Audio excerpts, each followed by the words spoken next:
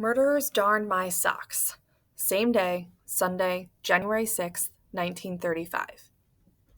I keep thinking about when my mom's second cousin, Mrs. McCraw, came to visit. Put her in an asylum, Helen. It's the humane thing to do, Mrs. McCraw said between bites of cinnamon nut cake. My mom turned ashen. She told Mrs. McCraw she wasn't welcome in our home ever again. Mrs. McCraw took giant gulps of air and tried to apologize, but my mom stood firm, holding the door open. She didn't say a word until Mrs. McCaw limped out, her handbag bumping against her side. After she was gone, my mom found Mrs. McCraw's knitting bag. She sent me running after her to give it back. I can't help it if your mom can't see the forest through the trees. She's got one good boy, why not focus on him? But no, she goes on these wild goose chases. It's too bad the child is sick, but cut your losses. No use throwing good after bad. I nodded then, but I didn't mean to. Really, I didn't. My neck nodded without my telling it to, but once I'd nodded, I couldn't unnod. I was too stiff to move. When Mrs. McCraw drove off, I still had her knitting bag in my hand. The thing is, we didn't do that, right?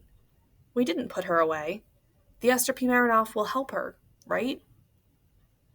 When we get back, I tromp up the stairs to our apartment, wondering if Teresa's family has a radio that works.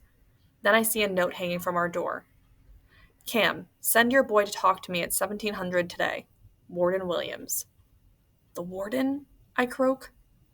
My dad takes the note out of my hand. Looks like it, he says. Couldn't I do this tomorrow? When the warden says jump, my father says, you ask how high. Dad, we gotta talk. Give me a little time to rest, then we'll play ball, then you'll go. He winks at me. I don't remember ever seeing him look so tired. The extra guard duty shifts are killing him. It's too much work, and being a prison guard is the exact wrong job for him. He's too nice. My mother would make a much better jailer than my father. I've just finished my book when my father comes out of his room with his glove and the ball in his hand. My mother is still sleeping. He closes the door as quietly as he can. Doc, he asks. Yep. I search for my glove. It's not in my room. Maybe it's in Natalie's. Lately she's decided the glove is hers. The door to Nat's room is closed. I can't bring myself to open it. I glance at my dad. I'll get it, he whispers. From the doorway, I see Nat's soft purple blanket in a tangled heap. Why didn't my mom pack it? How will Nat go to sleep without it? I feel like marching into my parents' room and shaking my mom. How could you send her to that place without her blanket? My dad finds the glove on a crate by her bed. He puts it under his arm and heads for the door. Dad, what about her blanket? What if she needs it?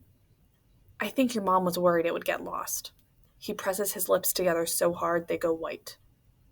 Neither of us says anything as we walk down the stairs. The dock smells like sardines, and it's pretty deserted, unless you count the birds, which I don't because it makes me think about Natalie. We decide to throw parallel to the 64 building where we live. This way, if somebody misses, we aren't as likely to lose the ball in the bay or bust out any apartment windows. The gulls scatter to the dock posts and wood pilings at the water's edge. They sit watching us like fans. It's so nice to have my dad again. I was angry at him for looking for a job up here and angry all over again when he found one. I've been angry at my mom for making us do this and Pete and all my friends at home because I had to move and they didn't. I've been mad at everybody except Natalie. I always try really hard not to get angry at her. Once when I was little, I yelled at her for smashing a dugout I'd constructed out of cardboard, and my mom didn't speak to me for a month. My father told me having Natalie as a sister is like playing ball when you're 100 times better than your opponent. You'll always win, but it'll make you feel like a lose. I didn't see what that had to do with my sister ruining my stuff and my mother going mute, but it was pretty clear that getting mad at Natalie was the one thing that could never be forgiven.